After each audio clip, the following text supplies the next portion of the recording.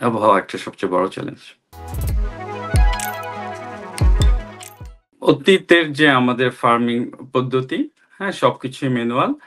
আ ওইভাবেই আমরা আগাচ্ছিলাম। বাট এটা খুব এক্সপেনসিভ। বিদেশের মাটিতে আ লেবার কস্ট অনেক বেশি। তো পর্যায়ক্রমে আমরা যখন বিভিন্ন আ ইকুইপমেন্ট ইউজ করা শুরু করলাম, দেন আস্তে, আস্তে ব্যাপারটা সহজ হয়ে আসলো এবং আ মোটামুটি আমরা এখনো চ্যালেঞ্জ আছে আমাদের, হ্যাঁ? যে কাজগুলাতে আ সরাসরি ম্যানুয়াল ছাড়া আমরা করতে পারি না। বিশেষ করে আগাছা একটা বড় চ্যালেঞ্জ এখানে। এছাড়া আম ন্যাচারালি আমাদের আ ডিউরেশন কম। আমাদের ৬ মাস এখানে সামার থাকে, ৬ মাস উইন্টার। কাজেই সামারের মধ্যে আমরা শুরু করতে, করতে ১-১.৫ মাস চলে যায়।